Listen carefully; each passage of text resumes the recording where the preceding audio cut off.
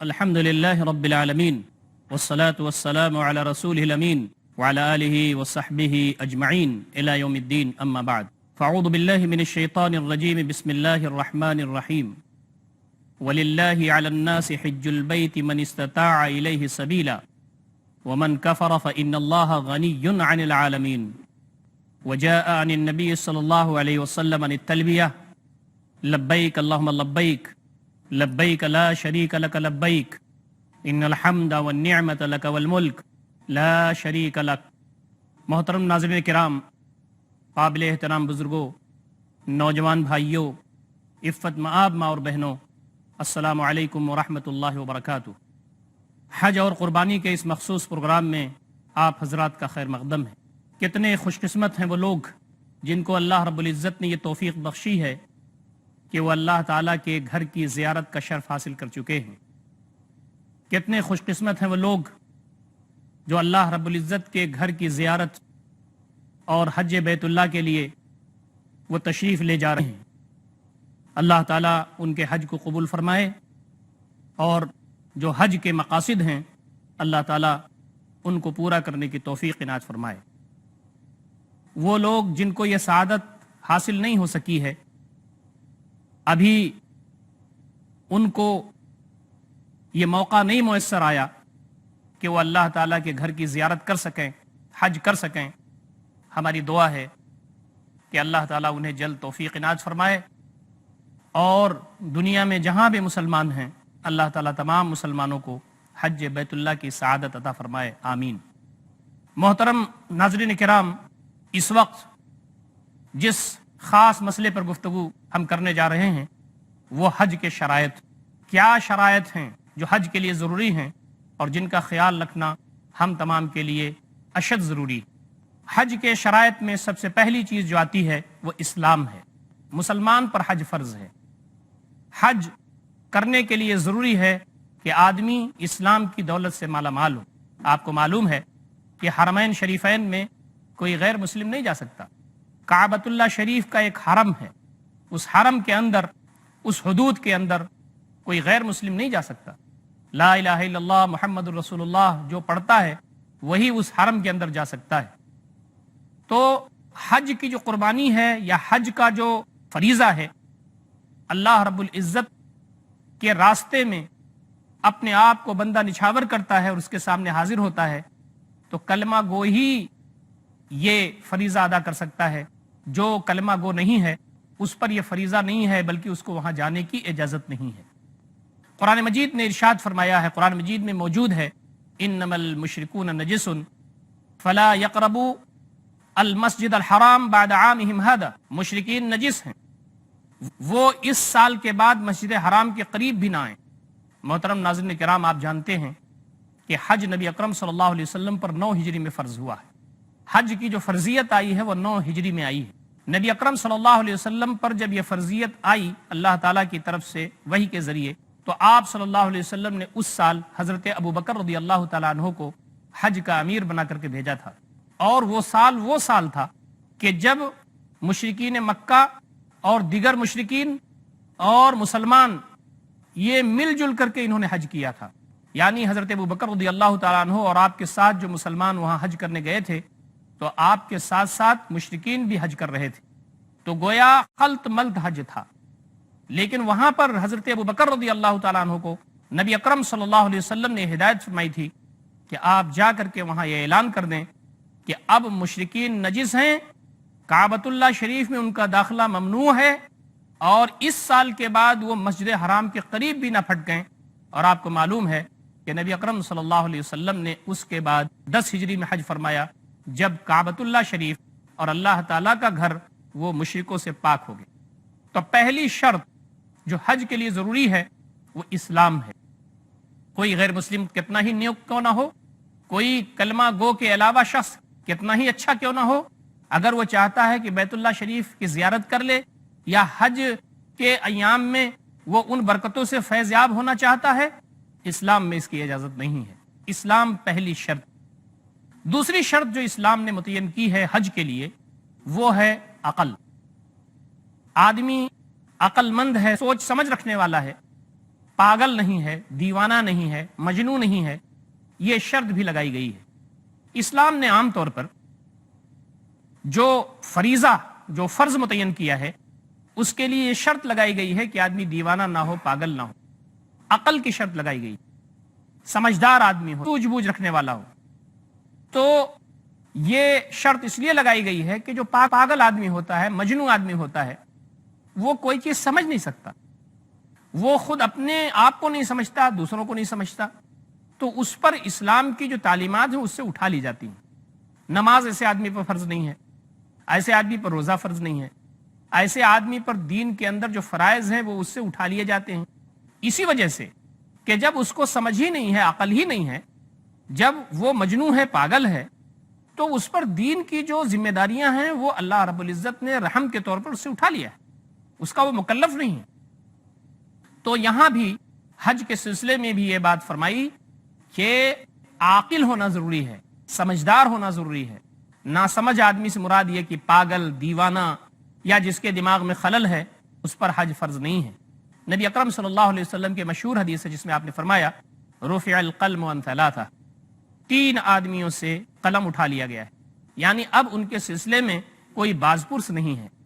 ایک تو عن النائم حتی یستیقظ، سونے والا آدمی سو گیا ہے یہاں تک کہ بیدار ہو جائے۔ آدمی اگر سو رہا ہے اور سونے کی حالت میں اس سے ہاتھ پیر سے کوئی چیز ہو جائے تو اس کا مواخذہ نہیں ہوگا، اس لیے کہ وہ سو رہا ہے، اور سونے کے عالم میں آدمی موت سے قریب ہوتا ہے، گویا موت کی ایک دوسری شکل ہے سونا۔ اللہ رب العزت نے قرآن مجید میں ارشاد فرمایا ہے کہ آدمی جب سو جاتا ہے تو سونے کی وجہ سے گویا وہ موت کے منہ میں چلا جاتا ہے، موت کی طرح ہو جاتا ہے، جیسے آدمی مرا ہوا ہے۔ اللہ رب العزت جس کے ساتھ یہ ارادہ کرتے ہیں کہ اس کی زندگی اور آگے رہے تو اس کی روح کو واپس کر دیتے ہیں، یا اس کو اس بات کی توفیق دیتے ہیں کہ وہ آگے بڑھے، یا اس کی حیات آگے بڑھتی ہے۔ اور جس شخص کے بارے میں اللہ رب العزت کا فیصلہ ہوتا ہے کہ اب اس کو مہلت عمل نہیں ملنی چاہیے، تو پھر اس کی روح قبض کر لی جاتی۔ تو آدمی جب سوتا ہے تو صرف اس کی سانسیں چلتی ہیں، بقیہ اس کے سارے حرکات و سکنات سب ختم ہو جاتے ہیں۔ تو کہا کہ سونے والے سے قلم اٹھا لیا گیا ہے یہاں تک کہ وہ بیدار ہو جائے۔ وعن الصبی حتی یشب، اور بچے سے قلم اٹھا لیا گیا ہے یہاں تک کہ وہ جوان ہو جائے، یہاں تک کہ وہ بالغ ہو جائے۔ بچے کو بھی اللہ رب العزت نے یہ رحم فرمایا ہے کہ بچے کو بھی تکلیف کی ذمہ داری سے بری قرار دیا ہے، یعنی اس پر ذمہ داری نہیں ہے کہ وہ فرائض ادا کرے، اور فرائض ادا نہیں کرتا تو اس کی باز پرس ہو، یا اس کے بارے میں نام اعمال اس کا تیار ہو رہا ہو اور اس کا گناہ لکھا جا رہا ہو۔ اسلام نے جو عمر طے کی ہے وہ بلاغت ہے، اسلام نے جو عمر طے کی ہے وہ بلوغت۔ بچے پر کوئی چیز عائد نہیں ہوتی، لیکن اسلام نے یہ بات طے کی ہے کہ اگر ہماری ذمہ داری یہ بنتی ہے کہ ہمارے پاس بچے اگر موجود ہیں تو ہم ان کی تربیت کریں، ان کو نماز پڑھنے کے عادی بنائیں۔ نماز پڑھنا فرض بچے پہ کب ہے؟ جب وہ بالغ ہو جائے، لیکن نماز پڑھنے کا عادی اس کو بنانا چاہیے، نماز پڑھنے کے لیے اس کو تیار کرنا چاہیے۔ 7 سال کی عمر کے ہو جائے بچہ تو اسے نماز پڑھنے کی رغبت دی جائے، اور اگر 7 سال کی عمر کے بعد وہ 10 سال کی عمر تک پہنچ جائے تو ہلکی مار بھی اس کو ماری جائے۔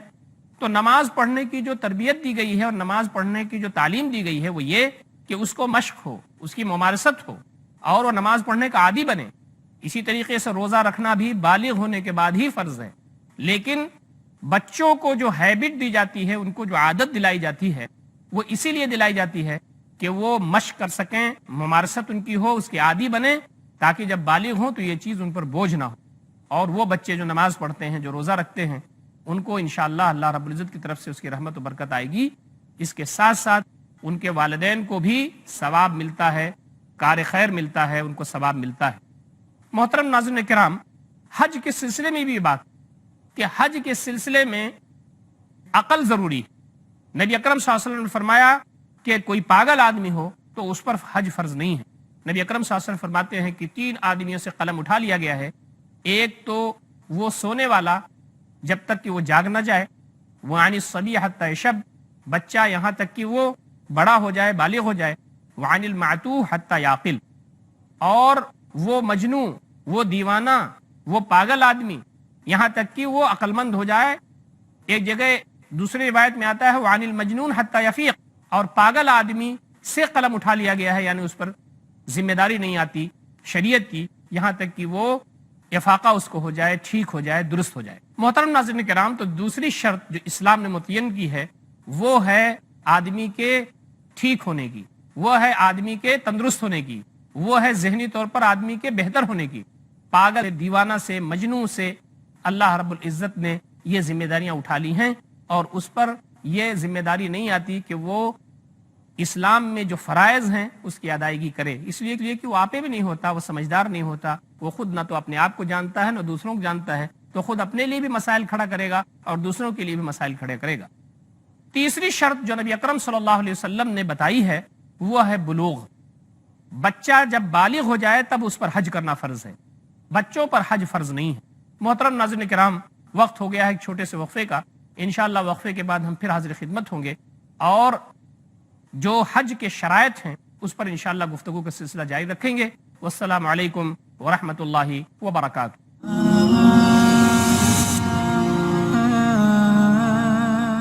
بسم اللہ الرحمن الرحیم۔ محترم ناظرین کرام، وقفے کے بعد ہم پھر حاضر خدمت ہیں، اور حج کے سلسلے میں ہم گفتگو کر رہے ہیں کہ حج کے شرائط کیا ہیں۔ حج کے شرائط میں سب سے پہلی چیز مسلمان ہونا ہے، اور دوسری چیز عقل مند ہونا ہے، یعنی پاگل دیوانہ پر حج نہیں ہے، اور تیسری چیز بالغ ہونا ہے، بچے پر حج نہیں ہے۔ بالغ ہونا اسلام کے جتنے فرائض ہیں سب کے لیے لازم ہے، نماز ہے، روزہ ہے، حج ہے، یہ ساری چیزیں وہ ہیں کہ جب انسان یا بچہ بالغ ہو جاتا ہے تو یہ فرائض اس کے اوپر لازم ہو جاتا ہے۔ لیکن اگر کوئی بچہ حج کرتا ہے اپنے ماں باپ کے ساتھ تو اس کا کیا مسئلہ ہے؟ نبی اکرم صلی اللہ علیہ وسلم نے فرمایا کہ اگر بچہ حج کرتا ہے تو اس کا حج ہو جائے گا، لیکن اس کا حج ہو جائے گا اور انشاءاللہ اس کے ماں باپ کو بھی ثواب ملے گا اس کا، لیکن جب بالغ ہو جائے گا تو پھر اس کو وہ جو فرض حج ہے وہ کرنا پڑے گا۔ اگر اللہ تعالیٰ نے اس کو استطاعت دی ہے اور جو اس کے شرائط ہیں اور اس کے لوازمات ہیں اور جو اس کے لیے ریکوائرمنٹس ہیں وہ پوری کرتا ہے تو پھر حج جو فرض ہے اس پر اس کو ادا کرنا پڑے گا۔ بچپن میں اگر کسی نے حج کر لیا تو اس کا مطلب یہ نہیں ہے کہ جو حج اسلام میں فرض ہے اس کی ادائیگی ہو گئی، اب بعد میں بالغ ہونے کے بعد بھی اس کی ذمہ داری نہیں ہے کہ وہ حج کرے، ایسی بات نہیں ہے۔ بچپن میں اگر کسی نے حج کر لیا تو وہ حج مانا جائے گا، اس کا ثواب ملے گا اور والدین کو بھی اس کا ثواب ملے گا، جیسا کہ نبی اکرم صلی اللہ علیہ وسلم کی احادیث سے ثابت ہے۔ اور جب وہ بالغ ہو جائے اور اس کی زندگی آگے رہے تو جو حج اسلام میں فرض ہے اپنے شرائط کے ساتھ اور اپنے آداب کے ساتھ، وہ حج پھر اس کو کرنا پڑے گا۔ اسی طریقے سے ایک شرط اور اسلام نے یہ لگائی ہے کہ آزاد ہونا۔ غلاموں کا تصور تھا، اب اللہ کا فضل ہے کہ آج غلامی ختم ہو چکی ہے، لیکن اگر کوئی غلام ہے تو غلام پر حج فرض نہیں ہے، اس لیے کہ تو اپنے مالک کا تابع دار ہے، اور جب تک مالک اس کو اجازت نہ دے، جب تک مالک کی طرف سے آمادگی نہ ہو، وہ حج نہیں کر سکتا۔ تو جب دوسروں کے دستن اگر وہ ہے اور دوسروں کے قبضے میں ہے اور دوسروں کی ہدایات اور اس کی گویا کی احکامات کے تابع ہے تو پھر وہ کیسے حج کر سکتا ہے؟ آپ نے شریعت میں بہت ساری جگہوں پر یہ پڑھا ہوگا کہ غلام کا جو مسئلہ ہے وہ شریعت میں ہلکا رکھا گیا ہے۔ سزائیں بھی جو اسلام میں ہے، بعض سزائیں ان کی آدھی رکھی گئی ہیں، اور جو اسلام میں تکلیف کہتے ہیں ذمہ داری دینا، تو جو ذمہ داری دینے کا کام شریعت میں ہے وہ بھی غلاموں سے ہلکا کر کے رکھا گیا ہے۔ تو اسی لیے حج غلام پر فرض نہیں ہے، فرض ہے اس شخص پر جو آزاد ہو اور آزادی کے ساتھ وہ اس زمین پر چل پھر رہا ہو اور اللہ تعالیٰ نے اس کو وسعت اور استطاعت دی ہو۔ اسی طریقے سے ایک اور شرط ہے حج کرنے کے لیے، وہ استطاعت ہے۔ قرآن مجید کی مشہور آیت ہے وَلِلَّهِ عَلَى النَّاسِ حِجُّ الْبَيْتِ مَنِ اسْتَطَاعَ إِلَيْهِ سَبِيلًا۔ اللہ تعالیٰ کا یہ حق ہے لوگوں پر کہ بیت اللہ شریف کا حج کریں جس کو اللہ رب العزت نے وہاں جانے کی استطاعت دے رکھی ہے یا وہاں پہنچنے کی راستہ پانے کی استطاعت رکھتا ہے۔ اللہ رب العزت نے یہ کرم کیا، احسان کیا کہ اس نے استطاعت کی شرط رکھی ہے۔ اب استطاعت کی شرط میں چند چیزیں آتی ہیں، محترم ناظرین کرام، اس کا بھی غور سے ہم کو مطالعہ کرنا چاہیے۔ من استطاع الیہ سبیلا، جو گھر کی طرف اللہ تعالیٰ کے گھر یعنی کعبہ شریف تک جانے کی استطاعت رکھے، اس استطاعت میں سب سے پہلی چیز یہ آتی ہے کہ زاد راہ اور سواری کا انتظام اس کے پاس ہو۔ چونکہ دین و شریعت رہتی دنیا تک کے لیے ہے، اس لیے یہ جامع لفظ جو استعمال کیا گیا ہے کہ زاد راہ اور سواری۔ پہلے آدمی کھانا پینا لے کر کے چلتا تھا، مدتوں اس کو جانا پڑتا تھا، لمبا پیریڈ تھا، تو کھانا پانی راستے کا بھی، اور وہاں جو حج کے لیے قیام کرتا تھا وہاں کے لیے بھی زاد راہ اور کھانے کا انتظام۔ اور دوسرا سواری۔ سواری کا مطلب یہ ہے کہ آدمی پیدل تو نہیں جا سکتا حج کرنے، اور پیدل آدمی جائے گا تو اس کو کتنی دقت ہوگی، پریشانی ہوگی، اس لیے سواری بھی استطاعت میں شامل ہے۔ پہلے جانوروں کی سواریاں ہوتی تھیں، اونٹ کی سواری ہوتی تھی، گھوڑے کی سواری ہوتی تھی۔ اب اللہ کا فضل ہے کہ وقت کم لگتا ہے، جدید ٹیکنالوجی کے ذریعے اب سواریاں اچھی سے اچھی آ گئی ہیں، اچھے جہاز اور فلائٹس، اس کے ذریعے لوگ اب اللہ رب العزت کے گھر کی زیارت کرتے ہیں۔ تو آدمی کو کھانے پینے کا انتظام اس کا ہو، اور وہاں تک پہنچنے کا جو خرچ ہے سواری کا وہ اس کے پاس میسر ہو۔ ایک چیز تو یہ ہے جس کے بارے میں کہا گیا ہے کہ جانے آنے کا، جاتے ہوئے بھی اور آتے ہوئے بھی کیا اندازہ ہو سکتا ہے اس کا، کہ اسے کھانے پینے میں کیا خرچ ہو سکتا ہے، اس کا تخمینہ کر لے، کچھ زیادہ ہی رکھ لے، اور آنے جانے کی جو سواری کا خرچ ہے اس کا بھی اندازہ کر لے، تو پھر اندازہ اس کو ہو جائے گا کہ مجھے کتنے میں حج ہو سکتا ہے۔ آج کل جو سسٹم چل رہا ہے حج کمیٹی کے ذریعے یا دیگر سوسائٹیوں کے ذریعے یا انجمنوں کے ذریعے یا ٹریول ایجنسیز کے ذریعے، تو پہلے ہی سے یہ تخمینہ عام طور پر متعین کر لیا جاتا ہے کہ کھانے پینے میں اتنا خرچ ہوگا، اور کرائے وغیرہ میں اتنا خرچ ہوگا، اور وہاں آدمی رہے گا تو قربانی میں اتنا خرچ ہوگا، اور وہاں کھائے پیے گا تو اتنا خرچ ہوگا وغیرہ۔ تو اس کا ایک اندازہ متعین ہے، آدمی اس سے کچھ زیادہ ہی آدمی رکھے تو بہتر ہے۔ اسی طریقے سے آدمی کپڑوں کا انتظام اسے کرنا ہے، اور نفقے کا انتظام اس کو کرنا ہے، اور اوسط درجے کا جو ایک معیار ہو سکتا ہے کپڑے کا اور خرچ کا، وہ اپنے سامنے وہ رکھے۔ اسی طریقے سے استطاعت میں گھر بار، جو اس کا گھر بار ہے، بیوی بچے ہیں جن کو چھوڑ کے جا رہا ہے، بیوی اگر ساتھ جا رہی ہے تو بچے ہیں، جو وہ لوگ ہیں جو اس کے ماتحت ہیں، جن کے نان نفقے کی اس کی ذمہ داری ہے، تو ان لوگوں کے کھانے پینے کا انتظام پورا ہے کہ نہیں ہے، یہ بھی اس کی ذمہ داری بنتی ہے۔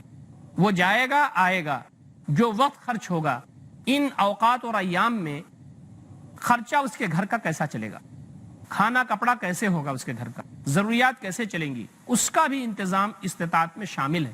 یہ نہیں ہے کہ آدمی کو جانے آنے کا اور سفر خرچ کا انتظام ہو جائے اور پھر وہ حج کے لیے چلا جائے، اس کے بچے بھوکے رہ رہے ہیں، اس کے گھر والوں کی حالت اچھی نہیں ہے، اس کے گھر پر صورتحال بہت ہی سنگین ہے، تو یہ استطاعت میں داخل ہے کہ وہ اپنے گھر کا انتظام کر کے جائے۔ ناظرین کرام، ایک بات اور اس میں شامل ہے، وہ یہ کہ آدمی اگر غیر معمولی مقروض ہے، کے پاس پیسے آ گئے لیکن قرض بھی اس کے اوپر ہے، تو اسلام کا کہنا یہ ہے، اسلام کی تعلیمات یہ ہیں کہ اسے اپنا قرض پہلے ادا کرنا چاہیے۔ حج نہیں پہلے کرنا چاہیے، پہلے اس کو اپنا قرض ادا کرنا چاہیے، اور جب وہ قرض ادا کر لے اور اس کے بعد اتنی وسعت اس کے پاس ہو تو پھر وہ حج کرے۔ اسی طریقے سے جو شرائط ہے حج کی، اس میں تندرستی بھی ایک چیز ہے۔ آدمی بہت زیادہ بیمار ہے، وہ چل پھر نہیں سکتا، اور اگر وہ حج کرنے کی تو خواہش اس کے ذہن میں ہے، اس کے دماغ میں ہے، اس کے دل میں ہے، لیکن وہ چل پھر نہیں سکتا، وہ مشکل سے، یعنی گویا وہاں جو حج کے مناسک ہیں اس کو ادا کرنا بہت مشکل اس کے لیے ہو جائے گا، تو پھر ایسے آدمی پر حج نہیں ہے۔ اب یہ الگ بات ہے کہ ایک آدمی جو بہت ہی معذور ہو، اس کے بچے بھی اس کے ساتھ حج کر رہے ہوں، اس کے ساتھ وہ چاہتے ہیں کہ ہمارے والد کا حج ہو جائے یا ہمارے عزیز کا حج ہو جائے، اور وہ پوری ذمہ داری لیتے ہیں کہ اس کو اٹھا کر کے لے جائیں گے، اس کو طواف کرائیں گے، اس کو سعی کرائیں گے، پھر اس کو منی میں قیام کرائیں گے، عرفات اور مزدلفہ سے ہوتے ہوئے وہ کنکری مارنے کا عمل بھی ہوگا۔ یہ سب وہ اگر ذمہ داری لیتے ہیں تو یہ ایک الگ چیز ہے، یہ آگے کی ایک چیز ہے۔ لیکن جو شخص بہت بیمار ہو اور وہ حج کے مناسک ادا کرنے کی پوزیشن میں نہ ہو، ایسے شخص پر حج واجب نہیں ہے۔ اسی لیے کہا گیا کہ اگر کسی کے پاس پیسے ہوں اور اس کے پاس وسعت ہو تو اسے چاہیے کہ وہ اپنی جگہ پر کسی کو حج کے لیے بھیج دے، حج بدل کر لے۔ وہ حج بدل ایک چیز ہوتی ہے۔ حج بدل یہ ہے کہ ایک آدمی جو جانے کی پوزیشن میں نہیں ہے، اس کے ہاں معذوری ہے اور کسی وجہ سے وہ حج نہیں کر سکتا، تو وہ کسی اچھے دیندار شخص صاحب تقوی و ایمان کو اپنی جگہ پر حج کے لیے بھیج دے، اس کو حج بدل کہتے ہیں۔ جو شخص حج بدل کے لیے جا رہا ہو اس کے لیے ضروری ہے کہ وہ پہلے سے اپنا جو حج فریضہ ہے، یعنی جو اس پر حج فرض ہے، اس کی ادائیگی کر چکا ہو۔ عام آدمی حج بدل کے نہیں جا سکتا، جو حج اپنا کر چکا ہو وہ حج بدل کے لیے جا سکتا ہے۔ اسی طریقے سے ایک شرط اور بھی ہے حج کی، وہ یہ ہے جو عورتوں کے لیے خاص ہے کہ ان کے ساتھ محرم ہونا چاہیے۔ ساری استطاعت موجود ہے اور وہ اللہ تعالیٰ کے گھر کی زیارت وہ خاتون کر سکتی ہے، مال بھی ہے، اسباب بھی ہے، اور کھانے پینے کا انتظام بھی ہے، سفر خرچ کا انتظام ہے، سب کچھ ہے، اس سے زائد ہے، وہ حج کر سکتی ہے، لیکن اس کے پاس محرم نہیں ہے۔ تو نبی اکرم صلی اللہ علیہ وسلم کا ارشاد ہے کہ جو محرم نہیں اگر کسی کے پاس تو وہ حج نہ کرے، اور کوئی عورت بغیر محرم کے 3 دن یا اس سے زائد کا سفر نہیں کر سکتی۔ لا تسافر المرأة ثلاثا الا ومعها ذو محرم۔ نبی اکرم صلی اللہ علیہ وسلم نے ابن عمر رضی اللہ تعالیٰ کا حدیث وہ فرماتے ہیں، نبی اکرم صلی اللہ علیہ وسلم فرماتے ہیں کہ کوئی بھی عورت سفر نہ کرے 3 دن کا مگر یہ کہ اس کے ساتھ محرم ہو۔ اب اگر کسی کو محرم میسر نہیں ہے تو اس پر حج فرض نہیں ہے، جب تک محرم نہ ہو اس کے ساتھ عورت کو حج نہیں کرنا چاہیے۔ نبی اکرم صلی اللہ علیہ وسلم کسی غزوے کی تیاری میں تھے، ایک صحابی نے کہا اللہ کے رسول صلی اللہ علیہ وسلم میں جنگ میں شریک ہوں اور جنگ میں جانا چاہتا ہوں، لیکن میری بیوی حج کرنے کے لیے جا رہی ہے تو میں اسے حج کرنے جانے دوں؟ نبی اکرم صلی اللہ علیہ وسلم نے کہا کہ اس کے ساتھ کوئی محرم ہے؟ صحابی نے کہا نہیں۔ تو نبی اکرم صلی اللہ علیہ وسلم نے کہا کہ تم جاؤ اپنی بیوی کے ساتھ حج کرو، اور یہ ذمہ داری جو تم جنگ میں جانا چاہتے ہو اس سے چھوڑ دو، اپنی بیوی کے ساتھ جاؤ، اس کو حج کراؤ۔ اسی طریقے سے کوئی خاتون اگر عدت گزار رہی ہے تو اس پر بھی حج نہیں ہے جب تک عدت گزار رہی، عدت گزر رہی ہے اس کی، اسی دوران وہ حج پہ چلی جائے، یہ بات صحیح نہیں ہے۔ محترم ناظرین کرام، یہ چند وہ شرائط ہیں جو آپ دیکھ رہے ہیں کہ اسلام نے ان کو کتنی حکمت کے ساتھ رکھا ہے اور کتنی آسانیاں اسلام نے پیدا کی ہیں کہ آدمی پریشانی میں نہ جائے، آدمی اڑچن میں اور دشواری میں مبتلا نہ ہو جائے۔ محترم ناظرین کرام، یہ حج کی وہ شرائط ہیں جن کو اپنے سامنے ہم کو رکھنا چاہیے، اور ان شرائط کے پورا ہونے کے بعد ہی حج فرض ہوتا ہے۔ اللہ تعالیٰ سے دعا ہے کہ بار الہ ہم تمام کو جو دین اسلام کی رہنمائیاں حج کے سلسلے میں ہیں ان کو سمجھنے، ان پر عمل کرنے کی توفیق عنایت فرمائے۔ اقول قولی ھذا استغفر اللہ لی ولکم اجمعین واستغفروہ انہ الغفور الرحیم، وآخر دعوانا ان الحمد للہ رب العالمین، والسلام علیکم ورحمۃ اللہ وبرکاتہ۔